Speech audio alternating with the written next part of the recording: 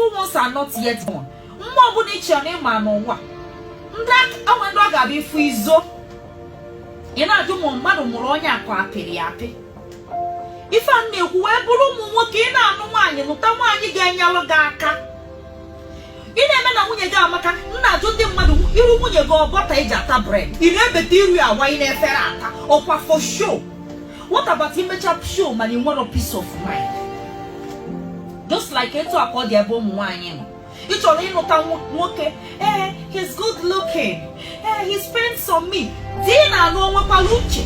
Onwe ndị bụ ọka mma n'ezi ifufa ọ na-ebute ego gị na anya eri jụọ ya kedu ebe investment gị dị ifu n'ụwa na onwere onwezie ka obere problem si wee pụta ọsị ndị niile nyere aka nwere onye nyere aka nna ị ga-enyegodila onwe gị wee nyebe mmadụ.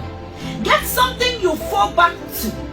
Onwe ka problem si wee pụta ọ bụrụ problem piam ụnụ agwapụgo bụrụ a na-ayọ mgbe ihe dịrụ m na mma mgbe ihe dịrụ gị na mma gịnị wee mee.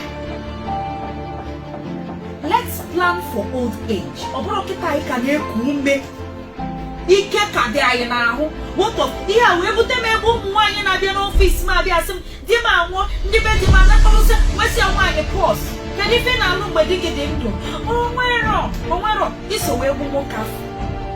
Unu ga-eji stress di m achọrọ ka m rụọ ọrụ ịtọgbọrụ n'ụlọ onye na-arụdo ụra from morning till night azụ ọda afụ dị gị ụfụ ike nọ nkịtị ọda agwụ dị gị. Ihe time na-aga pem mmadụ na-agbada. I want to tell you something. Ma nwoke ma nwaanyị na-ege m ntị. Ị mara nwoke na ịnụta nwaanyị na-agba mbọ ife ụmụ ga na-agba mbọ. Many families bụ na nwaanyị na-enye nwoke nri ụmụazị ada akwanyere nwoke ugwu. Ha na-afụ mpa ha na ọ dị useless. Ifu nwoke agadi nwoke ịbịa owere aka ya na-asụ akwa. Ifu ụmụazị ha tụkọ ụkwụ na-ekiri film. Ifu nwoke owere aka ya baa na kitchen. Because now you didn't prove yourself as a man. It's not because you had a bad wife, but you are a weak man, even a coward. This is the truth. If we see people nwoke pụta sị na nwoke apụtago mgbe ọ bụ time nke anyị na-eto nne gị sị gị chalụ ka nna gị maka egwu abaa gị ahụ.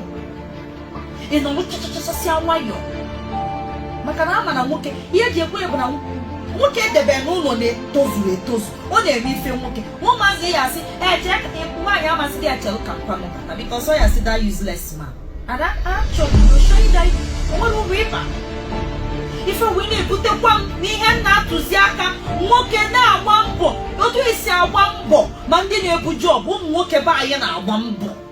Ihe niile na-egbukarị nwoke n'ụwa ọ da abụkarị bad decision on bad wife. Imegide wee nụta ajọ nwaanyị nụta onye dị lazy ụwa gị bụ bye bye. Onye na-ayọzi Chukwu ya debekwa gị ndụ maka onwegide ihe megide ụkwụ wee kpọọ gị asị nwoke. Ịmalụ na nke ị na-eme agwụna a lazy person nwaanyị na-ada agba mbọ. Ị chọrọ mgbe ihe ọbụla mmadụ emenwụrọ mgbe ị dị ndụ mgbe nwoke m na-agwa gị ihe ọbụla nwunye gị emenwụrọ mgbe afọ ị dị ndụ mgbe arụsi gị ịnwụ ọma mmenwu ya ọnwa abụrụ a na-energizer before si gị nna tọrọ ma pụta ndị ụlọ akpakọrọ gị akụ gị mụrụ nwe nwaanyị ọ ga-abụ ịfụ ha n'ụlọ ịdị ịkọsa di ezike zọsị gị dadi chelugodi pụta n'akụkụ ka mụ na ya mee ya ma ọ bịa sị gị izuzu gị n'ihe agbatakwute nwunye m nweta gị ebe a ịma na ndị abịa udo gị wall very very strong and ụdịrị ndị ihe na ụmụ ha anya you see that they excel in a situation where na nwoke dị weak ọ na-adị very disastrous for him.